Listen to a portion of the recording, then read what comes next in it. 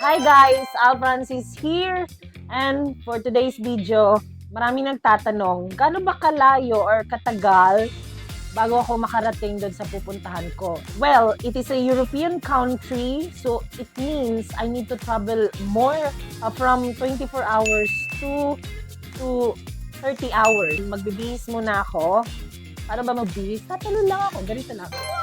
Voila! Just like that. So, this is my outfit today. Introduction muna ako.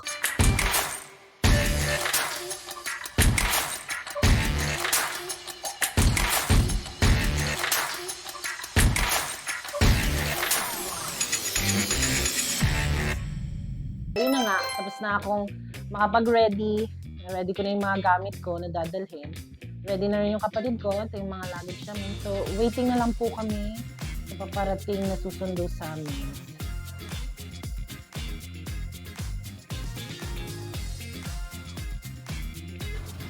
Bawala na kami.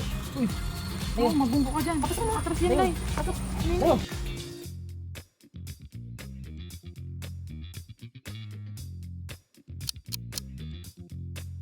Hi guys, andito na tayo ngayon sa airport.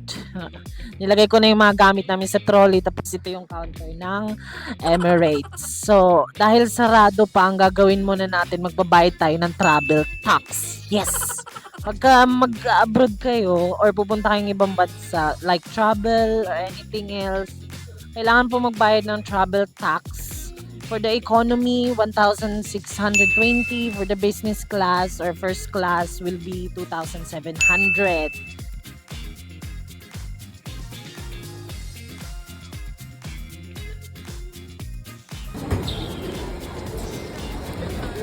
Pagkatapos nga namin sa immigration, pumunta na kami sa gate.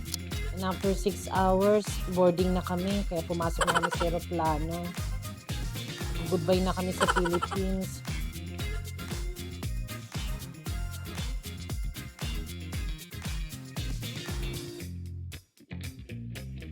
Habang nasa loob nga kami ng aeroplano, kumain muna kami niyan. Nanood ng movie. Meron tayo ditong wine para makatulog. Chicken teriyaki. Tapos dessert. May water na rin. After 15 hours, nakarating na rin kami sa Dubai. 9 hours of travel po yan. Bago makarating sa Dubai, Philippines to Dubai. Waiting na lang kami. So, connecting flight nga po pala kami niyan. So, kailangan namin hanapin yung gate. Nahanap na po namin. So, dumiretso na kami doon sa next gate. Pero dahil nagutom kami, kakain muna kami sa McDo. 18 hours na kami travel period. So, papunta na po kami niyan sa loob ng aeroplano and we are ready to fly going to Switzerland yan, guys. So, habang nandun kami sa loob ng aeroplano, kumain muna kami habang nanood ng movie. So, ito po yung pagkain. We have bread for breakfast. We have beef and vegetables. Crackers, starter, juice, dessert, and waters. And we additional po yan. So guys, after 25 hours travel period, nakarating na nga kami sa Switzerland. Kababa na yung aeroplano. Welcome Switzerland. So today will be snowy day. Look at the weather, it's bad. So, kailangan namin pumunta niyan sa immigration para magpa-stamp ng passport bago kami lumabas at bumili ng ticket.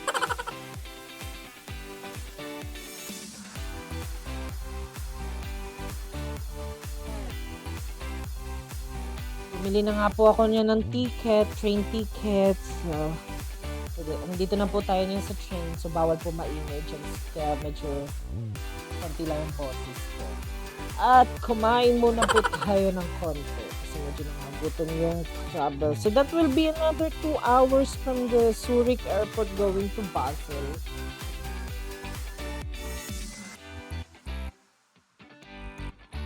At nakarating na nga po pala tayo sa bahay, guys. Thank you for watching this video.